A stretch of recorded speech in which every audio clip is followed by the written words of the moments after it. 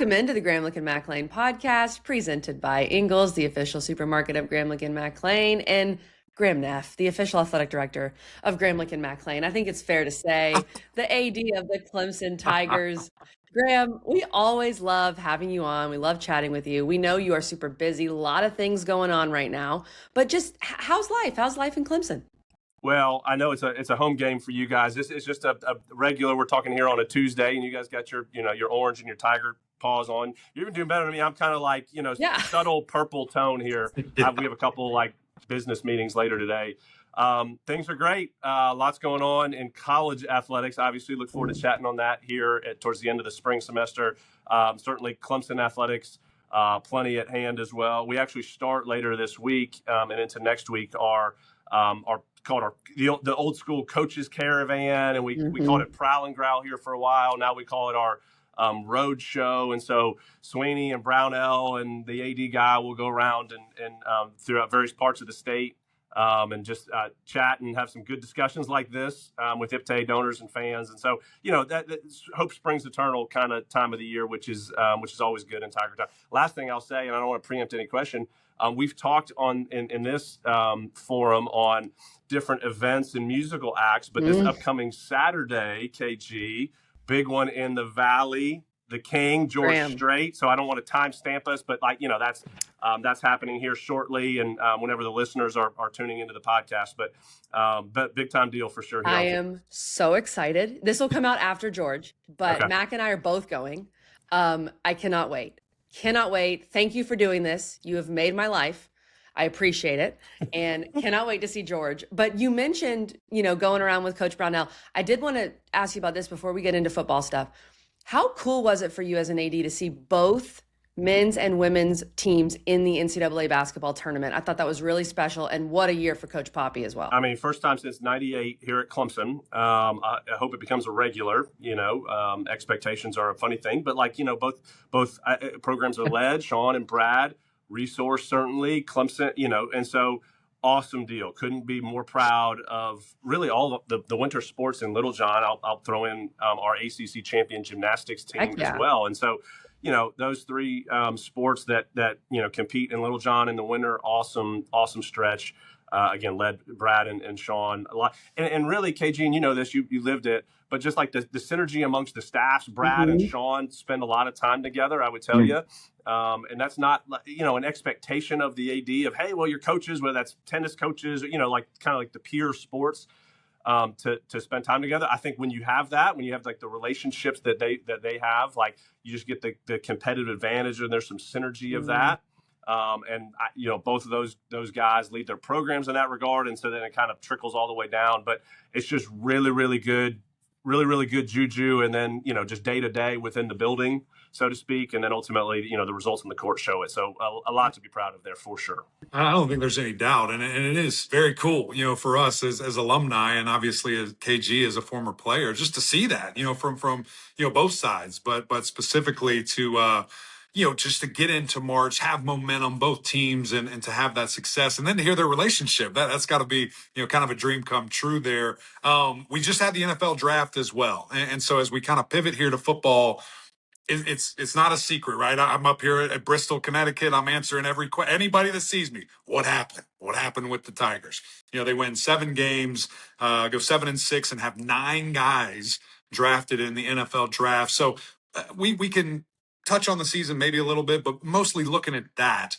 What does that say to you as the AD about the brand and the type of caliber player, and the development, that's happening still, at Clemson, when a lot of people are trying to shove dirt, all over the ball?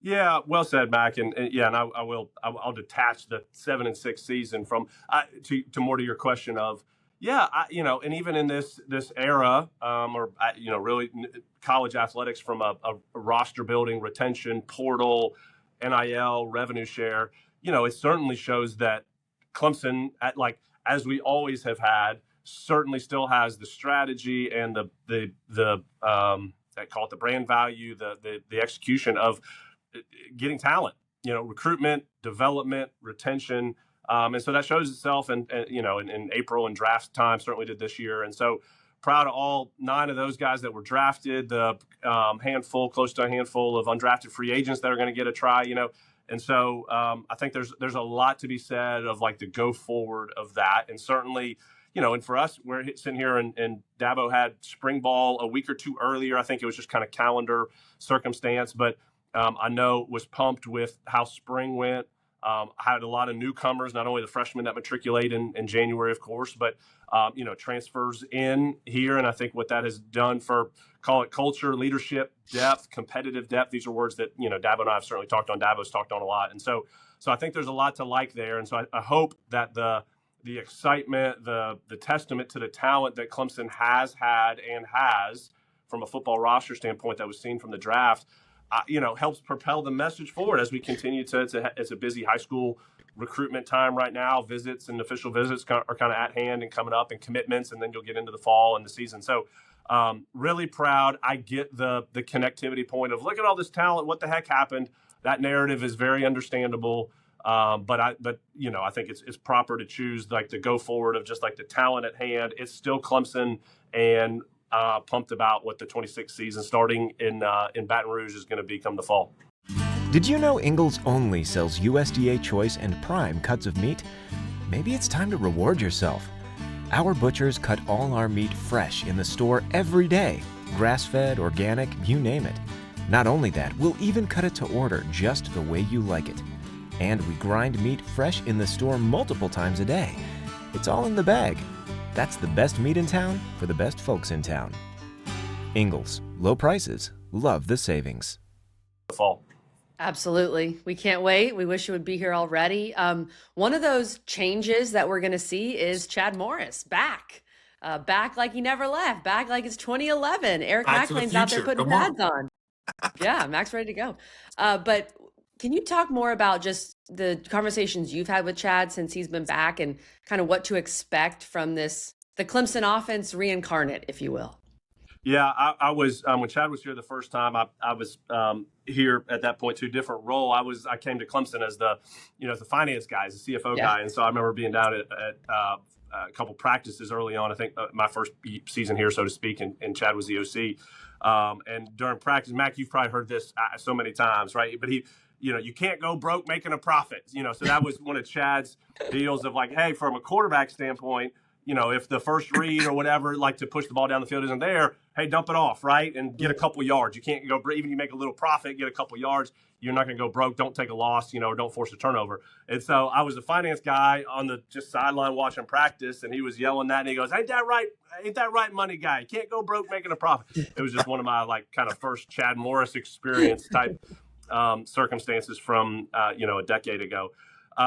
Listen, it's very clear with Chad, Tom Allen, Matt Luke, Rich Bisaccia, who was hired back here earlier in the spring from in a special teams role, of those coaches, at least those 4 specifically, that have been head coaches and head coached at the highest level. Rich was an interim head coach in the NFL. Chad's been an SEC head coach. Matt's been an SEC head coach. Tom's been a Big Ten head coach, all with success. And so like that just you can't miss it. And I think what that adds, not only for Coach Sweeney within the staff, within the building, and just that experience, that set of eyes, so to speak, seeing it from different places. I say the confidence, that's not the best word, but just like the, that what those guys bring to the program. And so I know your question, KG, was specifically around Chad. But I think when you look at it in total of where the energy and the focus is from the building, it's what Chad and a lot of the staff bring in that regard. And so there's a lot of energy and excitement with it. Certainly Chad's a mile a minute. You get all the Red Bull jokes and things like that. But it's been really cool to have him back. Clemson's always had certainly a special place in his heart. He's talked on that. His family grew up here, so to speak. Chandler's obviously had an awesome career, various places. So it's really cool. A lot of energy back, and I know Coach Sweeney. You can just kind of feel it and see it, and I know we will continue to in the spring and into the fall of just kind of that wind beneath his wings, so to speak. Well, and I think that's the most interesting point, Graham, that unless you're in it, you probably don't really see it from far away or don't understand it, that this is now a very veteran coaching group with a lot of experience. There was a lot of criticism about hiring former players and hiring people without, that type of experience. Well, now that's not really the case. This is a loaded, coaching staff that you look at, and just the input and the outside, things that they have seen, outside experiences. And I think that only is going to help. What does that equate to? We will see. But I think it is a really big deal. And kind of, again, just flipping the page and looking at, moving forward, specifically this year, what is the expectation for Clemson? Like the conversations you and coach have that you can share, the conversations you have with board and boosters and others of, hey, last year was we're hoping an outlier and a really bad thing, but we're still this team. Like, what does that look like for you guys? Yeah, it's still Clemson, and that's not a rest on the laurels, right, at all. But I think that really what Dabo's built, as far as just like the level of ball and the like just good football, right, and active and aggressive offense and just stout defense in the lines and things like that. So without the AD getting all into the scheme aspect of things, I think that's the expectation of coach, of himself and of his program, and that we all have and are excited about, of just being stout.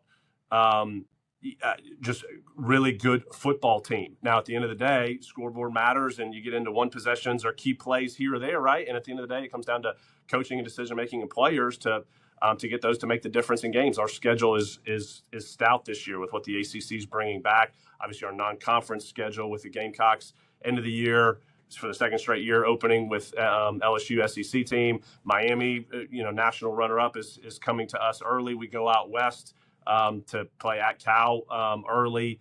North Carolina's here, so without going down the whole schedule, like it's a lot at hand, and I know that again, there's a lot of uncertainty as it relates to some key roster spots, right? But I think that just brings a lot of focus to competition in spring ball, in summer ball, ultimately fall camp, the competitive depth side of thing that we talk about, that coach talked a lot about as it relates to restocking the roster with the high school guys that are coming in to compete right away. Certainly the additions via the portal is really important. And so, there's just high expectations. And I just say that because it's Clemson, not in an overarching way, but just yes, it's still Clemson. Yes, we have those expectations to perform on the field. What that means off the field for us from a business and a revenue standpoint is critically important. That's my job. But heavy expectations as we get into the fall for that brand of football, let alone just the competitive success that we have to look forward to. Graham, we got to talk about the 3-letter word, NIL. I'm just, it's so interesting thinking about how we talked about it when we talked with you a year ago to now. And it feels like it just is a continuous evolution of what this all means.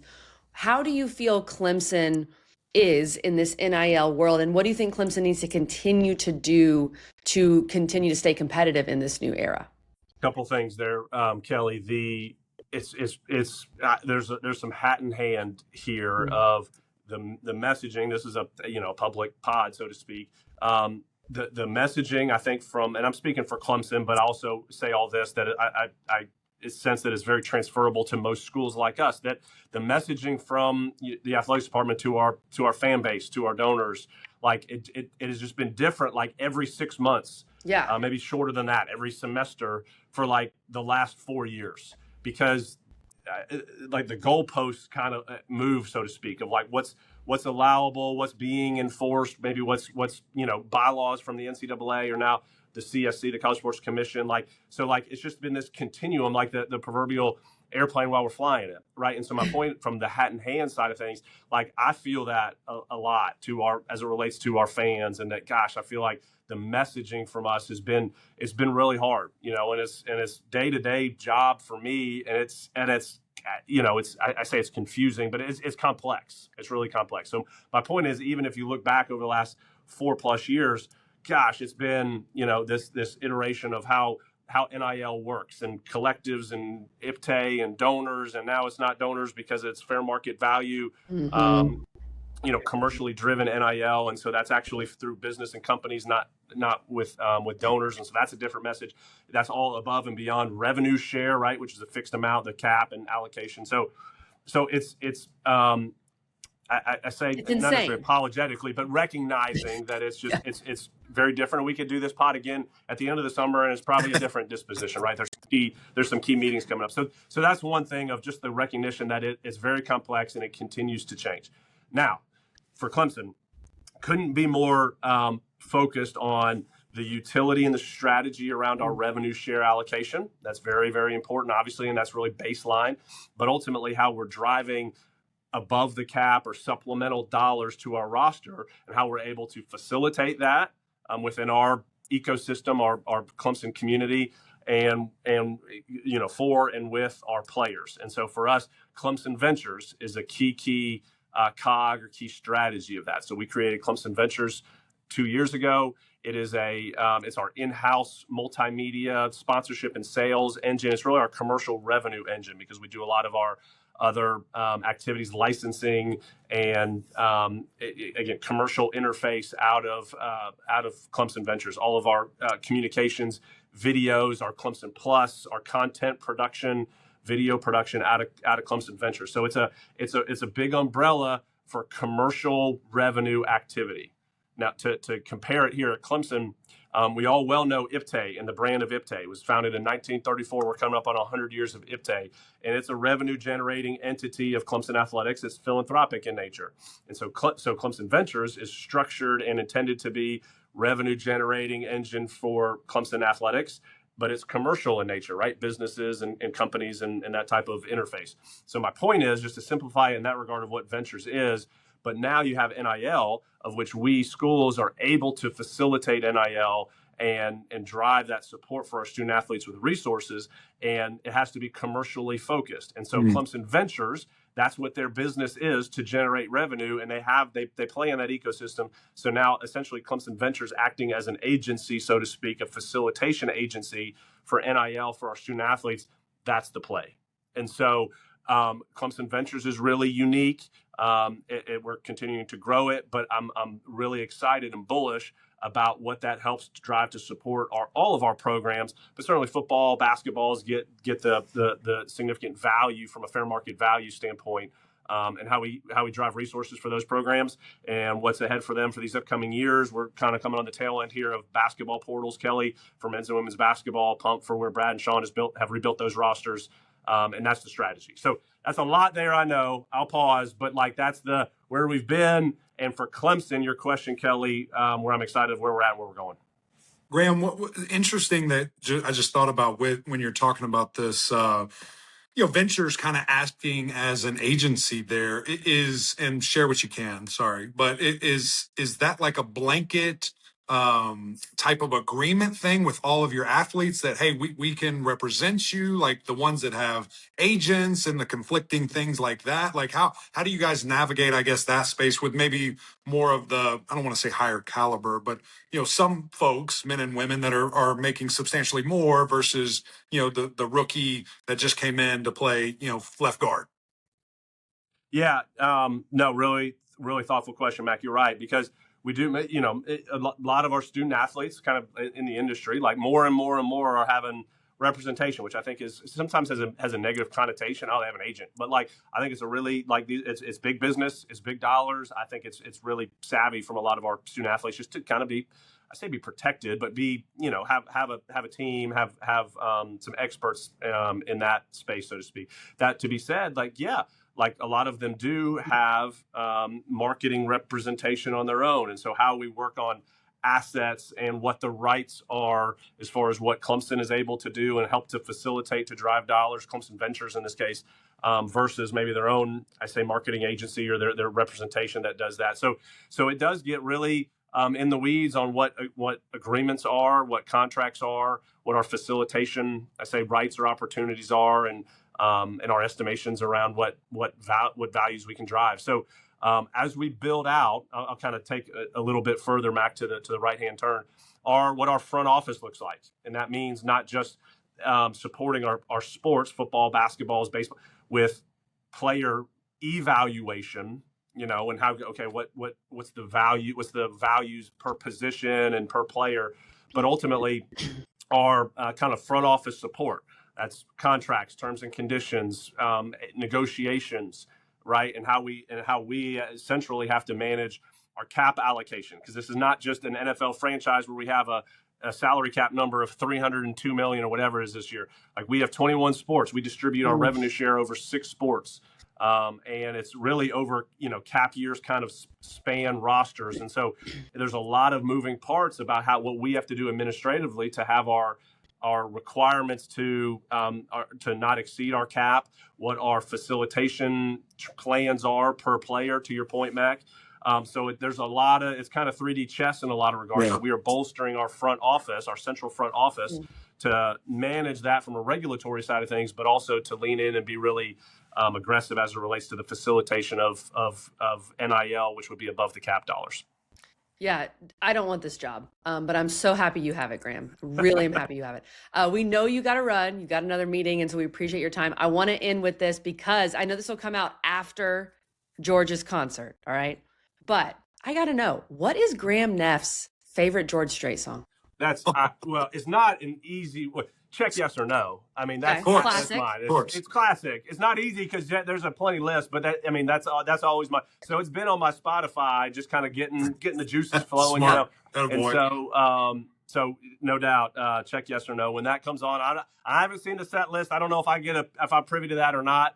But I know I'm optimistic that'll be on there, and I'll be screaming that at the top of my lungs, like many will be, I'm sure. Yeah. The only request I have, G, is if for maybe the second night, the first night probably a bigger deal. If I can walk out with Morgan and be a part of that, that would be great. So if you could set that up, okay. Thank you. I appreciate that. Subtle, Matt. Yeah, he's not. Just a quick request. Sometimes that's you get like a little a coded text or something. Mac on a pod, just no less. Hey, here's what I want. I want everyone to know that I asked you. So if it doesn't happen, Graham, let me down.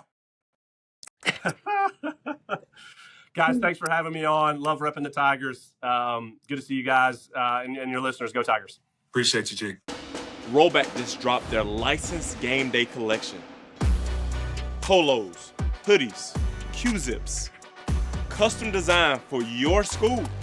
On game days, we wear Rollback, period.